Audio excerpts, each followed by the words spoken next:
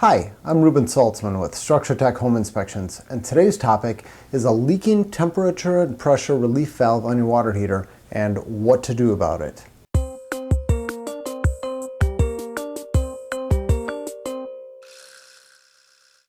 So when you see water coming out the bottom of a T&P discharge tube, you don't know if it's actually leaking or it's doing its job. Its job is to relieve pressure, and it'll do that by allowing water to escape. So when there's water coming out, what's going on? Is it leaking or is it relieving pressure? Well, my advice would be start by replacing the valve. Assume that it's leaking, especially if it's been there for a while and nothing has ever happened, and one day it just starts dripping.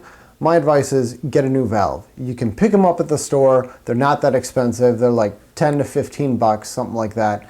And there are a ton of videos on YouTube showing you how to replace a T&P discharge valve. I'm not going to show you how to do it here. You can look somewhere else for that.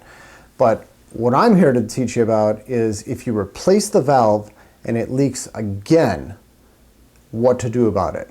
Now, if you replace it and it leaks again, number one, check to make sure that you replaced it with the right valve. There's two different valves out there. They look identical at a glance, but one of them is designed for a water heater. It's going to have a pressure range. It'll go up to, it's set to go off at 150 psi. The ones for boilers go off at 30 psi.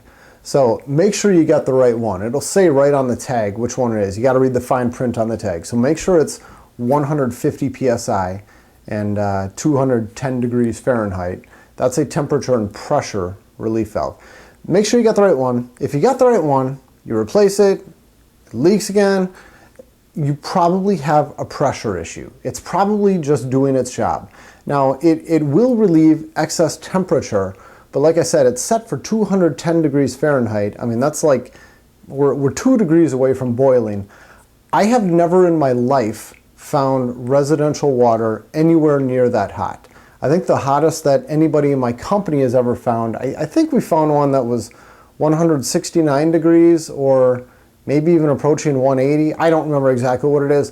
I just know it wasn't anywhere close to boiling. So I don't think that temperature is ever going to be an issue unless something really crazy happens. But what I do find frequently, and by frequently, I've probably found it a couple dozen times in different homes, is excessive pressure. And this can happen when you have a closed system at the home.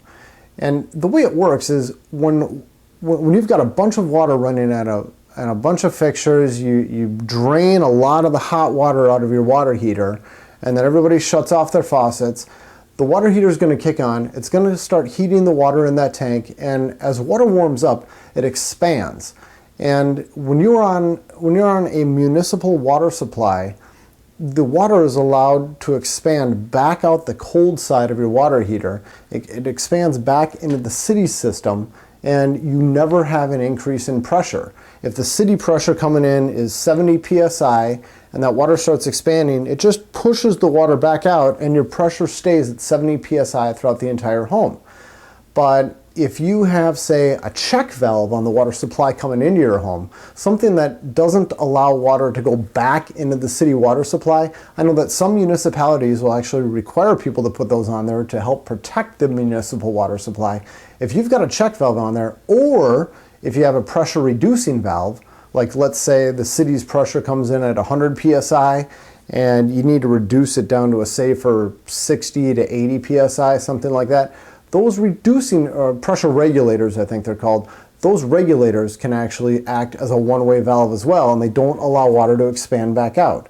So if you have a situation where water can't expand back to the municipal supply, you have what's called a closed system. And when the water heats up in that closed system, it's going to increase in pressure. If nobody opens any faucets, no water's going anywhere, you're going to get a big increase in pressure.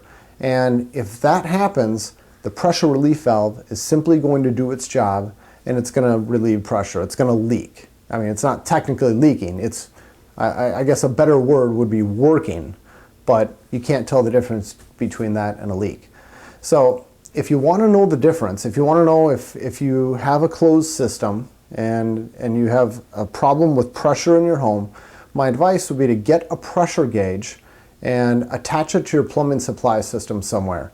These pressure gauges are going to have a garden hose thread, so you can hook them up to the outside spigot where you normally connect your garden hose, or you could connect it to the washing machine, one of the washing machine outlets, either the hot or the cold. They're all connected at the water heater, so it doesn't matter which one you connect to. You don't need any special tools, provided you don't need a wrench to loosen it. Sometimes they're really tight, but it's not any specialized process to hook up a pressure gauge.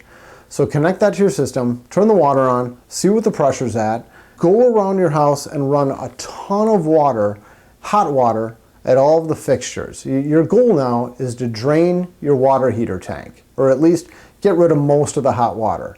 Once you're done with that, shut all the water off at all of your fixtures, and then install your pressure gauge at an outside spigot. And of course, open up the spigot to put pressure up against it. And now you play the waiting game.